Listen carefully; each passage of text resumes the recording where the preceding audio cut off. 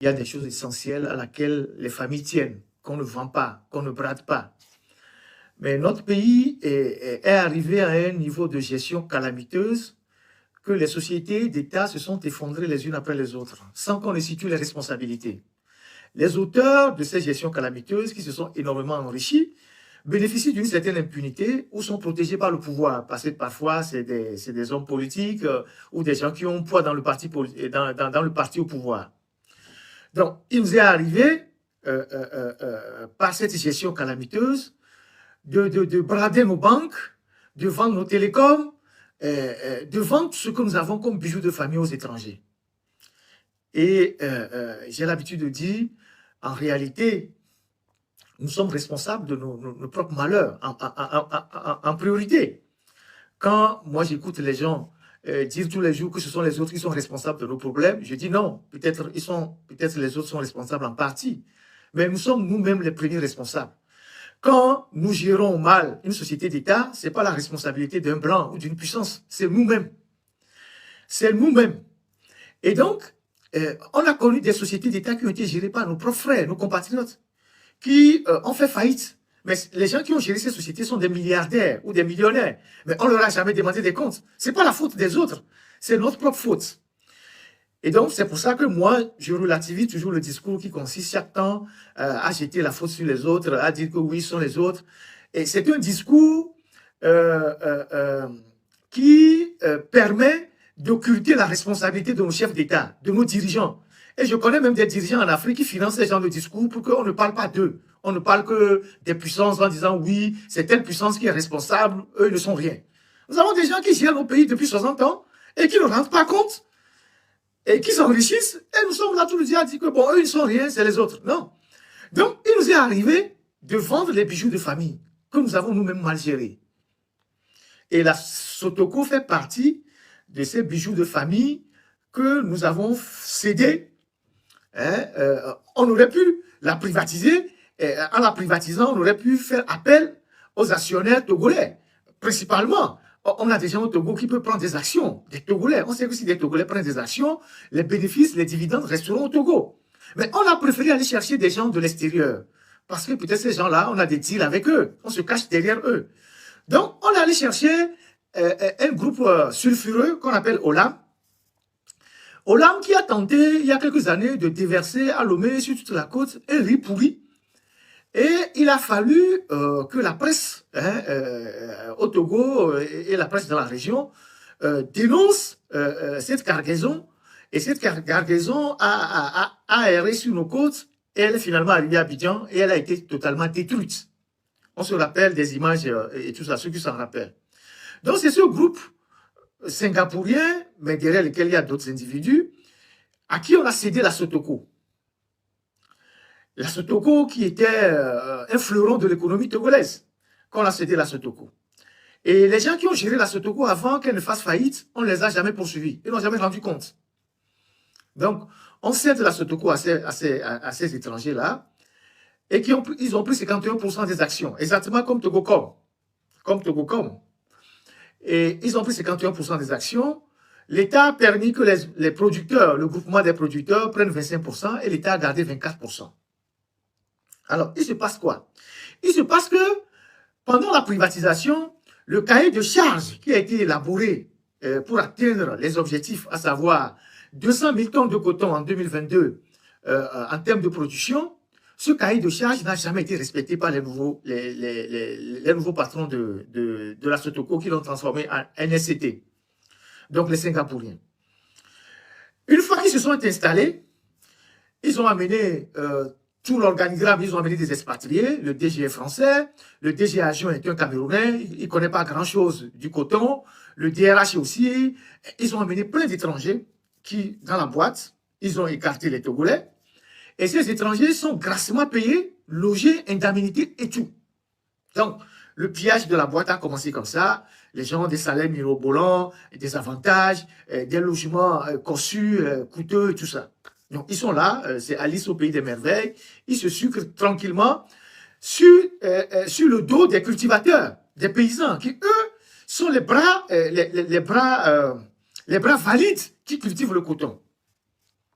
Donc, Première année, ils n'ont pas atteint les objectifs. Au lieu d'atteindre, parce qu'ils ont dit à l'horizon 2022, ils vont faire 200 000 tonnes. En 2019-2020, ils ont fait 68 000 tonnes. 2020-2021, 56 000 tonnes. 2021-2022, oui, 2021-2022, 56 000 tonnes. 2022 et 2023-2024, ils ont fait 67 000 tonnes. Donc, la production est en train de dégringoler. Ils n'ont jamais atteint les 200 000 tonnes. Même pas 100 000 tonnes. En plus de cela, ils ont promis de rénover les usines. Il y a une usine d'égrenage à Talo. Pour ceux qui vont souvent à Takpamé, ils connaissent à l'entrée d'Atakpamé l'usine d'égrenage de Talo. Ils n'ont jamais rénové depuis 4 ans. Ils n'ont pas mis un seul franc pour rénover l'usine. Ils n'ont jamais rien investi. Le parc automobile, ils devaient le remplacer par des véhicules. Depuis 4 ans, ils utilisent les véhicules de l'ancienne Sotoko, les vieux véhicules. Ils n'ont rien investi. Mais tous les jours, ils se payent de bons salaires, ils sortent l'argent du pays. C'est ce que la fédération dénonce, ils ont un montage douteux. Donc, ça c'était clair que c'était un montage financier douteux. Et ils font des flux financiers illicites, donc ils sortent de l'argent illicitement du pays.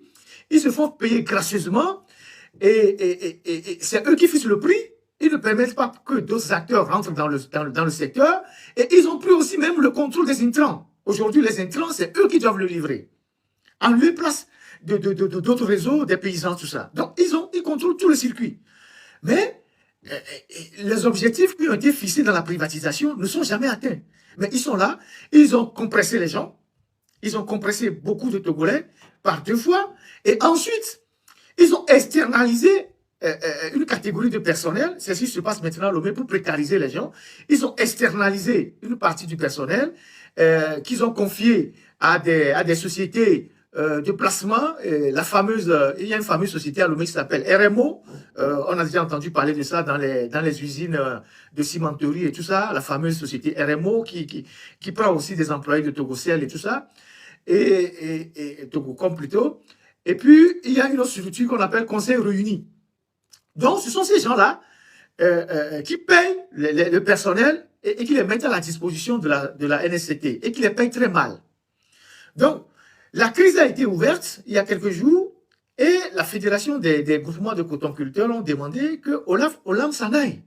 Parce qu'ils n'ont respecté rien jusqu'à ce jour. Au contraire, ils sont en train de piller le pays. Ils sont en train de faire sortir l'argent du pays. Et ça, ils le font avec la complicité de qui? Avec la protection de qui? Parce que pour sortir l'argent du Togo, il faut forcément que quelqu'un donne un accord. Parce que, quoi qu'on dise, le Togo, bon, en matière de mouvement d'argent, de je ne sais quoi, c'est un pays surveillé. Comment se fait-il que ces gens-là, ils sont arrivés, ils sont en territoire conquis, ils vivent comme des princes, je sais pas, des princes qui ont droit à tout, et ils sortent l'argent du pays, pendant que nos frères, nos compatriotes, qui sont dans les champs en train de cultiver, vivent une situation assez difficile. Donc, c'est la question qui a été au cœur du débat ces derniers jours à Lomé, parce qu'une semaine avant, les gens de Olam ont tenté de faire publier des articles mensongers dans la presse en disant qu'ils ont fait des productions records. Et quelques jours après, le scandale a éclaté. Vous voyez. Et donc, voilà la situation dans laquelle ce bijou de famille-là qu'on appelle la Sotoko se trouve. Et je suis certain que même Togocom se trouve dans la même situation. Depuis qu'on a privatisé Togocom aux Malgaches, bon, les Malgaches sont devant, on ne sait pas qui est derrière, mais si on demande aujourd'hui l'état des lieux à Togocom, qu'est-ce qu'ils ont investi, quels sont les dividendes que l'État a obtenus, alors que l'État conserve là-bas, je pense, 49%, on n'a aucun chiffre. De la même manière, aujourd'hui, à la NSCT, donc l'ancien Sotoko, il n'y a eu aucun dividende que Olam a versé dans les caisses de l'État togolais. Au contraire, il parle d'une dette de 14 milliards qu'ils sont venus trouver. Donc voilà la situation. Et nos frères qui sont là à cultiver dans les champs, ceux qui sont à l'ancien Sotoko en train de travailler, traversent des situations assez difficiles. Donc ça aussi, ça devait faire l'objet d'attention de tout le monde, en commençant par les syndicats, les organisations de la société civile et un certain nombre d'acteurs. Voilà la situation de la NSCT que nous suivons de près. S'il y a une évolution, on continuera d'en parler. Ensuite, il y a Togocom. Je ne sais pas si vous le savez, ceux qui sont à Lomé, il y a une taxe qui a été instaurée sur les transferts de mobile money. Lorsque vous faites un transfert d'argent par téléphone, avant, ils avaient un quota qui prélève. Il y a un quota qui prélève. Mais depuis quelque temps, ils ont instauré une nouvelle taxe. Je ne sais pas si les gens sont au courant. Donc, quand vous faites une transaction financière sur le téléphone, en plus de la commission qu'ils prennent, il y a une taxe qu'ils ont ajoutée. Et cette taxe-là, ils disent que c'est pour financer les mairies. Ils disent que c'est une taxe qu'ils prélèvent pour financer les communes, les mairies. Et ça, beaucoup de gens ne le savent pas. Et aujourd'hui, cette taxe-là est en train de créer des malentendus ou des mouvements d'humeur entre les gens qui font les prestations de services dans les cabines et ceux qui les alimentent. Parce qu'on ne connaît pas réellement le taux même de la taxe, je ne sais pas combien ils prennent, mais à chaque fois que vous faites une transaction financière par le téléphone, ils prélèvent une taxe pour les mairies, en plus de les commissions qu'ils prenaient avant. Ils prenaient une taxe pour financer les mairies, pour financer les communes. Je pense que je vais voir combien c'est. Peut-être que quelqu'un m'envoie un message, parce qu'il y a des gens qui savent que cette taxe existe. Et cette taxe-là, elle crée des soucis aujourd'hui avec les gens. Donc, il y a cette taxe-là qui prélève sur vos transactions financières. Et ça aussi, on ne rend compte à personne. Ok, quelqu'un dit que c'est 30 francs, c'est ça? C'est 30 francs? Bon, il y a quelqu'un qui dit que c'est 30 francs qu'il prélève. Voilà, ils prélèvent quand même une taxe pour financer les mairies, en plus de la commission qu'ils prennent. Donc, ça aussi, beaucoup de gens ne le savent pas. Beaucoup de gens ne le savent pas. Et maintenant, ça commence par créer des problèmes entre les agents qui font les téléphones mobile money et leur patron. Parce que les gens ne gagnent plus rien dans les transferts dans les transferts d'argent. Les gens ne gagnent plus grand-chose. Donc ça aussi, il faut en parler. Il faut en parler.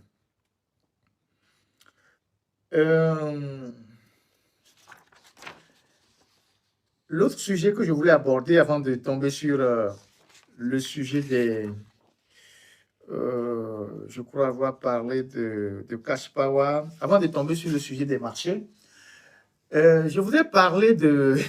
Les gens m'ont demandé quelle analyse je fais de l'élection. Ça, on rentre en politique, même si je n'ai pas trop envie de parler politique ces temps-ci. Quelle analyse je fais de l'élection du bureau de l'Assemblée nationale?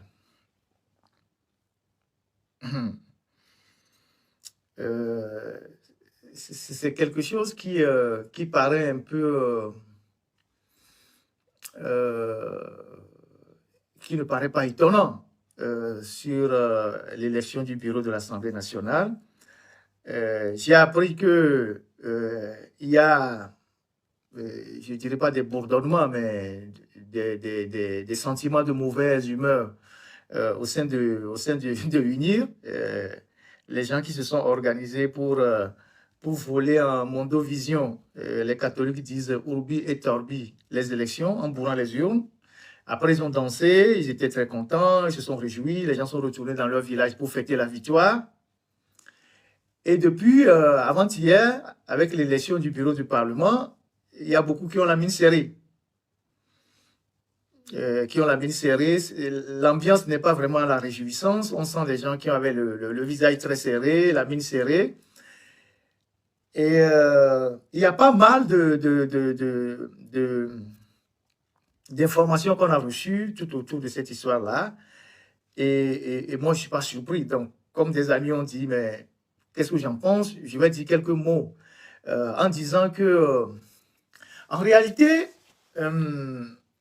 les gens ne connaissent pas Faure Gnassingbé, même ceux qui sont avec lui. Ils ne le connaissent pas. Ceux qui le combattent, en tout cas, certains qui le combattent, et ceux qui sont avec lui, ils ne connaissent pas. Et j'ai eu à le démontrer tout le temps dans l'autre journal à l'époque, en disant, dans un régime dictatorial, le chef, il est le seul dans la durée.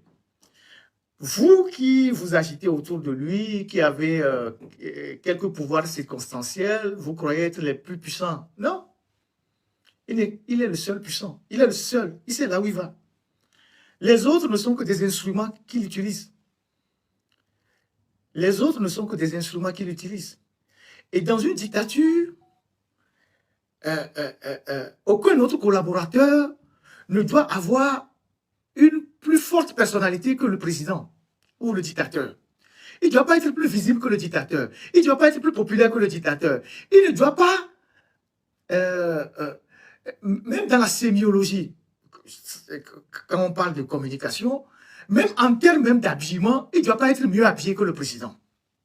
Ça, c'est dans les régimes de dictature, ça. Le président, il incarne tout. Ou l'autocrate, il incarne tout. C'est lui seul qui incarne tout. Donc, si on commence pas à bien parler de vous quelque part, il prend ça comme un danger. Même si vous travaillez dans un domaine et que ça rentre dans son bilan, une fois qu'on parle en bien de vous, il trouve ça comme une menace. Donc, les gens qui sont avec lui, ils ne peuvent pas savoir qui il est parce qu'ils ne prennent pas le temps d'étudier le personnage pour savoir, mais il ne maîtrise pas le personnage. Il en est de même de l'opposition, même dans l'armée.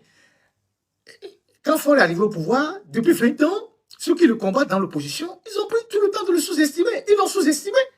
Et on est arrivé là où on est. Ils ont cru que bon, c'était un jeune garçon, comme les gens l'appelaient fort vie, et puis bon, voilà, les gens pensaient qu'il n'irait nulle part. Mais ça fait 20 ans qu'il est là. Ça fait 20 ans qu'il est là. Et qu'on n'est même pas sûr qu'il part. Et il tient le pays. Il a tous les moyens de tenir le pays, en termes de renseignement, en termes d'argent, tout. Donc, il est sur tous les fronts. Dans l'armée, il liquide ceux qu'il peut liquider, qui sont une menace pour lui. Au parti au pouvoir, il met les gens au garage quand il a envie de les mettre au garage, parce qu'ils deviennent une menace pour lui. Dans l'opposition, mais il a liquidé toute la classe politique de 90. Et même ceux qui ont suivi. Aux dernières élections, aujourd'hui, tous les opposants sont au garage. Excusez-moi, mais ils sont au bout de leur parcours. Et ça, c'est parce que ceux qui le combattent ont toujours minimisé l'adversaire.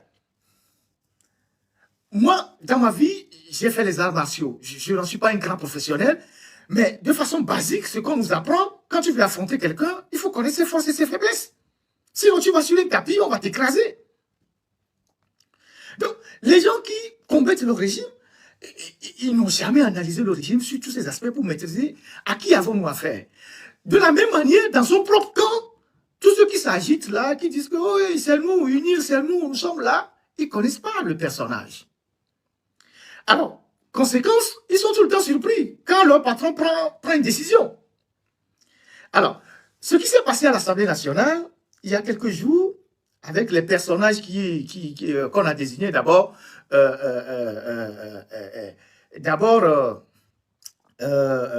eux-mêmes, ils ne s'attendaient pas, personne ne s'attendait. C'est le prince qui a remis la liste d'aller à l'Assemblée pour l'adopter. Les gens ne savaient pas ce qui était dedans. C'est le prince qui a dit, bon, voilà la liste. Et il a attendu jusqu'à la dernière minute. Il a attendu jusqu'à la dernière minute, il a laissé les gens spéculer. On a dit, oui, c'est celui-ci, c'est peut-être Classou, c'est peut-être la dame qui est sortante, c'est peut-être un autre. Il a attendu jusqu'à la dernière minute pour envoyer la liste. Et quand on envoie la liste, on se rend compte même que celui qu'il a choisi pour être président de l'Assemblée nationale n'était même pas au pays. En tout cas, il n'était pas dans la salle. Il n'était même pas au pays. Et on se retrouve avec quoi? On se retrouve avec 4 ministres du gouvernement qu'on vient de caser à l'Assemblée nationale, dans le bureau de l'Assemblée nationale. Première impression, c'est un garage. C'est un garage bien doré, hein, bien meublé. Il n'y a pas à chercher midi à 14 h. Ce qu'on a mis là dans le bureau du Parlement, c'est un garage. C'est-à-dire, il est toujours en avance sur tout le monde. Donc, pourquoi il les met au garage? Je vais vous expliquer, puisque vous avez demandé de décortiquer ça. Pourquoi il les met au garage? Donc, il les met au garage. Puisque, avec la nouvelle constitution, il reste toujours l'homme fort, même s'il change de poste. Il sera le président du Conseil. Le président de l'Assemblée nationale sera la 3e personnalité du pays. Et le président de la République, qui est devenu un poste honorifique, sera la 2e personnalité du pays. Donc, c'est lui qui tient toutes les rênes. Et donc, c'est lui qui bouge les pions. Donc, les gens qu'il a mis dans le bureau de l'Assemblée, là, il faut bien les prendre un à un pour voir qui ils sont. D'abord, les 4 ministres qui se retrouvent dans le bureau de l'Assemblée.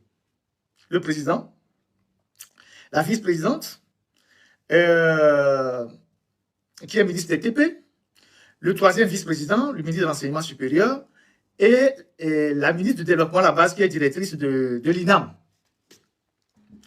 Il faut analyser le profil de ces 4 ministres d'abord. C'est-à-dire, ils casent les premiers, et puis après, bon, il verra pour le reste. Il a fini, ces gens-là, il a fini de les utiliser. Donc, il les case là-bas. Il sait que l'Assemblée nationale, c'est pas grand-chose. Et que l'Assemblée nationale, il a même changé, ils ont même fait changer le mandat du président de l'Assemblée nationale. Il est maintenant de 3 ans. Ça veut dire que, comme lui, il a 6 ans comme mandat du président du Conseil, il a tout le temps de dégager le président de l'Assemblée. Et si au bout des 3 ans, il ne s'accommode pas avec lui, il peut le changer, il va mettre un autre. Mais pourquoi il les met là-bas? Parce que c'est lui qui contrôle le pays, même l'Assemblée, c'est lui qui contrôle. La preuve, c'est lui qui a donné la liste d'aller valider à l'Assemblée. Alors, pourquoi il les met là-bas? D'abord, vous prenez ADJ.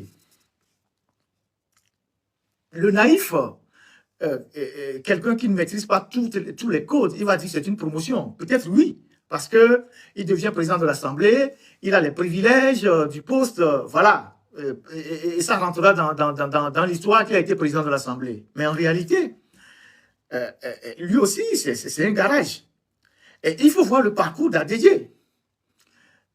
Douanier, directeur de la douane, commissaire général de l'OTR, ministre du Commerce, ministre de l'Urbanisme. Ça, c'est la sortie, ça. Ministre de l'Urbanisme et maintenant président de l'Assemblée. Peut-être pour 3 ans. Après 3 ans, s'il ne le renouvelle pas, il le garde.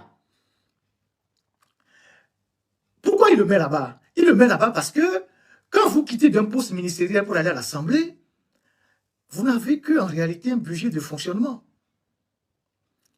Il sait qu'à dédier, des gens comme à dédier se sont énormément enrichis.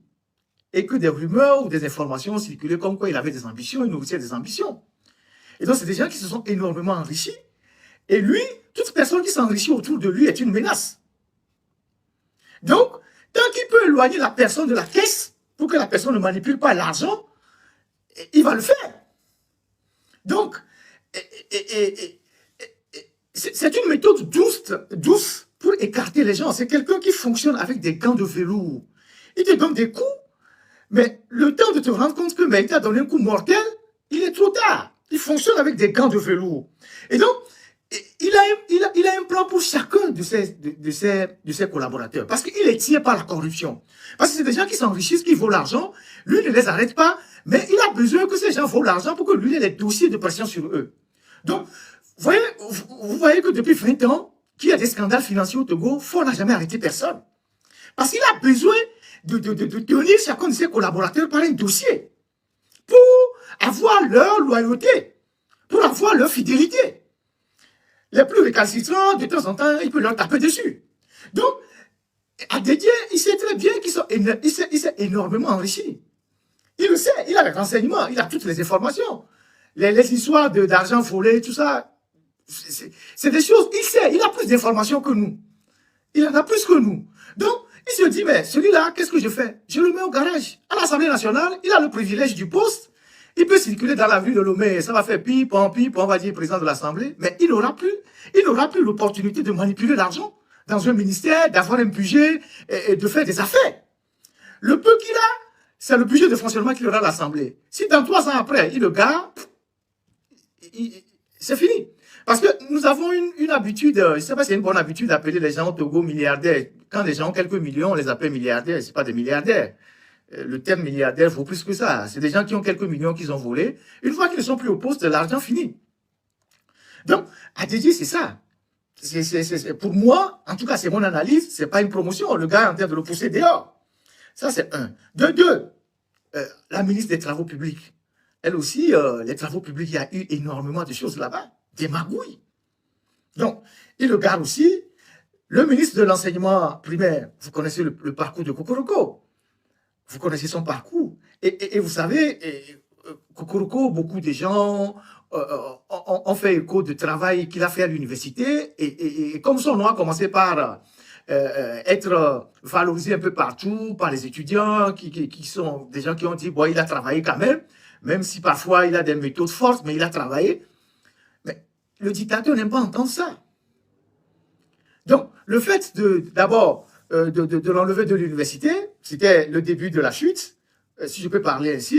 Ensuite, il est allé au ministère de l'enseignement, on a coupé une partie qu'on a rattachée au ministère du Commerce ou au ministère de la Culture. Et maintenant, il va troisième vice-président de l'Assemblée. Ce n'est pas une promotion.